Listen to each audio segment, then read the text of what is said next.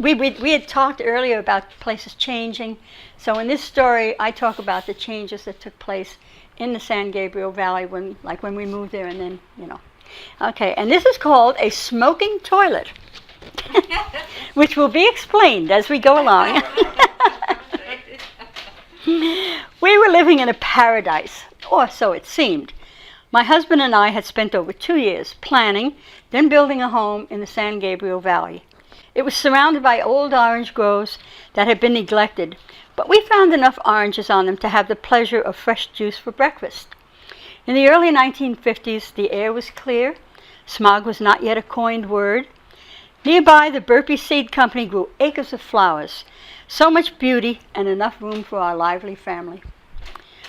Now, the two youngest sons, I have to explain to you that in writing, it's easier to compress a number of characters into one or two for the sake of handling the fiction. So, the two youngest sons, close in age, were certainly lively. In fact, I viewed them as raffish kids a hairbreadth away from barbarianism. They were soon collecting a menagerie of creatures from the hillsides and gullies: snakes, tarantulas, toads, and a salamander.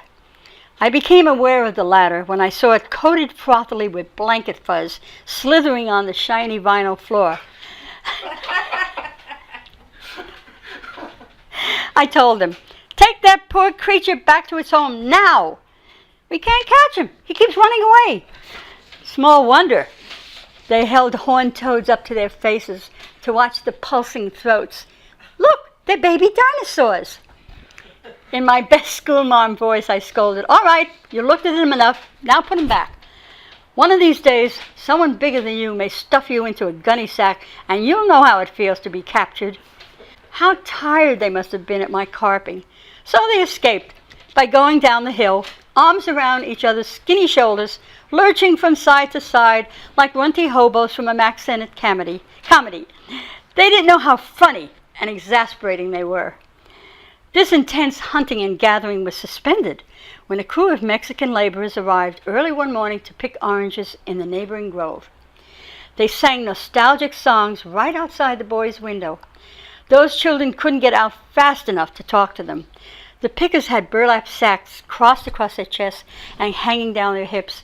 I heard their voices hailing my sons, "Hola, niños!" Soon the boys were raiding the freezer for ice cubes, filling the pitcher with water to take to the thirsty workmen. For several days they refilled ice cube trays and ran back and forth to the grove with pitchers and glasses. When the picking was done, the men left with shouts of "Adios, amigos," reverberating through the trees. For a few days, the boys wore burlap sacks across their shoulder in comic imitation of their recent heroes. They became incredibly dusty, tramping through the now denuded groves, searching for old farm machinery parts. I wondered what their next adventure would be. The serpent in this Garden of Eden was a cesspool that overflowed regularly.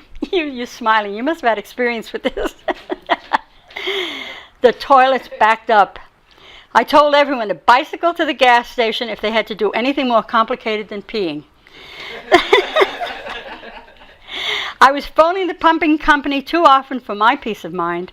When the truck appeared, the boys were fascinated with the machinery, and I had to warn them away, telling them of all the horrible diseases they could get from the stuff oozing up from the ground and fertilizing our rudimentary lawn.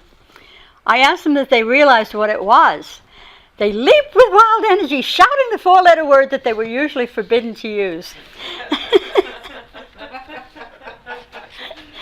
Another group of workmen came to dig a septic tank, the largest one that we could afford.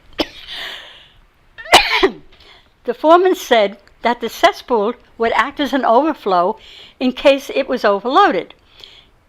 Sooner than I believed possible, the system was overloaded, and I was dialing the pumping company whose number was now taped to the phone. It's funny now, but it wasn't funny then.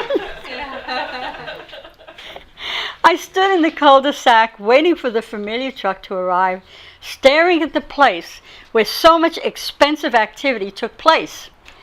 Could there possibly be an underground spring pouring its precious liquid into our septic tank? A miracle spring in this desert land? If news of it spread, busloads of fervent pilgrims would drive up our hill, stumbling from vehicles in their haste to catch a glimpse of the Madonna of the Spring that someone saw hovering over the roof. They'd progress across the grass on their knees, unaware of the illnesses threatening them from the innocent-looking lawn.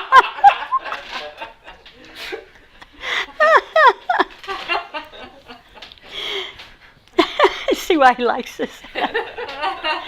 My reverie was interrupted by the sound of the pumping truck grinding its gears on the grade.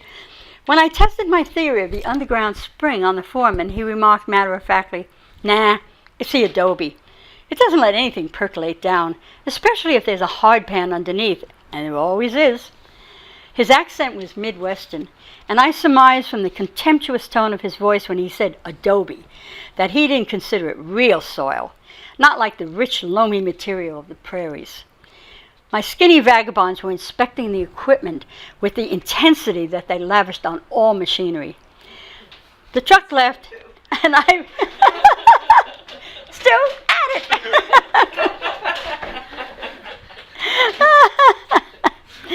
The truck left, and I remarked to the family that they wouldn't have to make trips to the gas station for a while. How long would this reprieve last? Not long. For the next day, the boys yelled from the bathroom off the hall, "Mom, the toilet is smoking! Wow, come see it!"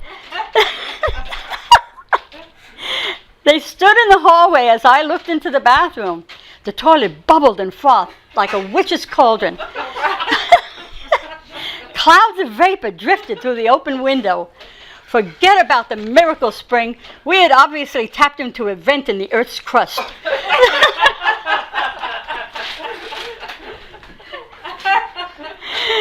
Vans full of scientists from Caltech would pull up to our address carrying clipboards and measuring devices. Authorities would seal off the area so crowds would not hamper this investigation. There goes my paradise.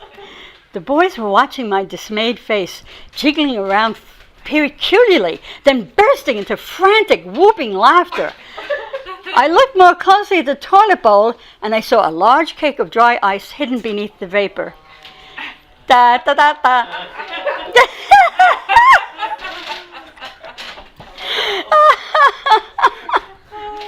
I struggled with conflicting emotions.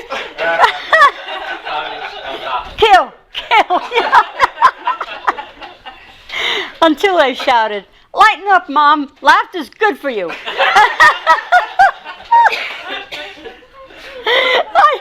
I heard the echo of my own voice in that phrase. They pummeled each other while they screeched hilariously. Well, of course, I began to laugh too. The release of tension was so great I could hardly stop. They took advantage of the moment to run out of the house. Through the vapor cloud in the window, I saw them rollicking from side to side down the hill like two jackdaws on a rum toot. They were looking for someone to tell their delicious story. You should have seen Mom's face. Oh, boy!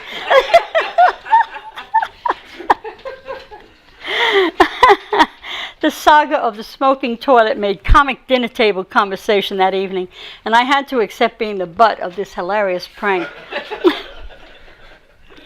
After we tucked the kids in for the night, my husband and I passed the infamous bathroom. I thought I heard an ominous glug. I put my head inside the door and I said, "I don't want to hear any more from you." My husband gave me a wry look. Poor man, his wife talks to toilets. In time, paradise was lost, and more people tore up the groves and built their own dream houses. Perhaps their sons lurched down the hills, pretending to be pirates, cowboys, or even hobos. The two boys grew out of the barbarian stage, and the tale of the smoking toilet entered the realm of family legend.